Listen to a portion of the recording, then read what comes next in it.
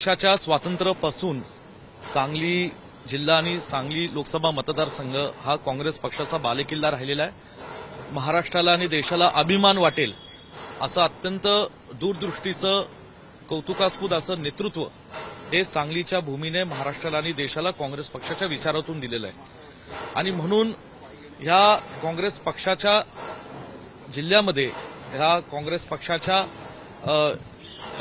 विचारधारेवर विश्वास ठेवणाऱ्या लोकांच्या जिल्ह्यामध्ये हा काँग्रेस पक्षाकडेच लोकसभा मतदारसंघ राहिला पाहिजे ही सांगलीकरांची मनापासून इच्छा आहे। सांगली जिल्ह्याच्या काँग्रेस पक्षाच्या कार्यकर्त्यांची नेत्यांची इच्छा आहे। महाविकास आघाडी ही एकत्रितपणे आली, देशातील जातीयवादी शक्तींना रोखण्याकरता आज महाविकास आघाडी एकत्रितपणे लोकसभेची निवडणूक लढते याचा आनंद आहे।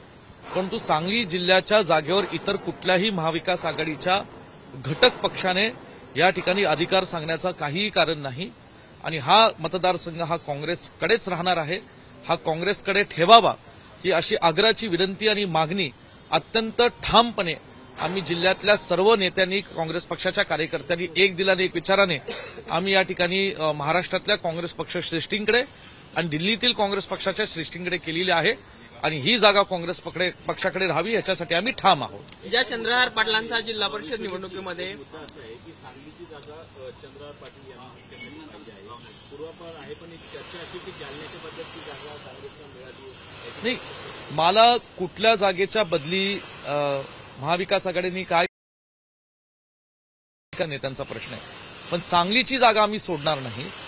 चंद्रहार पाटील हे डबल महाराष्ट्र केसरी आहेत, पैलवान म्हणून ते प्रसिद्ध आहेत, परंतु राजकारण करत असताना समाजकारण करत असताना एक विचारधारेचं पाठबळ लागतं आणि सातत्याने लोकांमध्ये जनसंपर्क ठेवून लोकांचे प्रश्न सोडून घेऊन सांगली जिल्ह्यामध्ये आज दुष्काळाचा प्रश्न आहे, अनेक पाण्याचे प्रश्न आहेत, इतर काही प्रश्न आहेत, हे प्रश्न सोडवण्याची एक भूमिका सातत्याने ठेवावी लागते।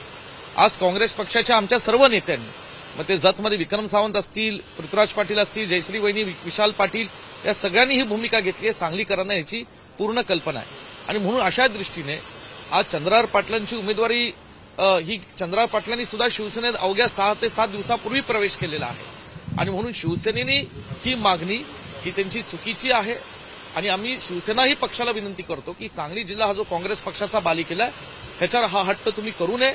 आज सांगली जिल्ह्यामध्ये जवळजवळ 600 गाव आहेत, आज या ठिकाणी शिवसेनेच्या नेतृत्वाने सांगावं की त्यातली 10% ग्रामपंचायत सुद्धा त्यांच्या ठिकाणी लोकनियुक्त सरपंच आहेत का, पण आज काँग्रेस पक्षाचे त्या ठिकाणी आज जिल्हा परिषद, पंचायत समिती आणि अनेक स्थानिक स्वराज्य संस्थांमध्ये कार्यकर्ते आहेत, पदाधिकारी आहेत आणि म्हणून ही जिल्हा हा मतदारसंघ काँग्रेस पक्षाकडे राहायला पाहिजे ही आमची मनापासून इच्छा आहे। सातत्याने संजय राऊत भूमिका मांडतात की चंद्रहार पाटील हेच आमचे सांगलीचे उमेदवार असणार, महाविकास आघाडीमध्ये कुठेतरी मिसकम्युनिकेशन आहे का या सगळ्या? नाही, संजय राऊत साहेब हे शिवसेनेचे नेते आहेत, महाविकास आघाडीच्या बाबतीतली भूमिका ते व्यक्तिगत सांगू शकत नाही।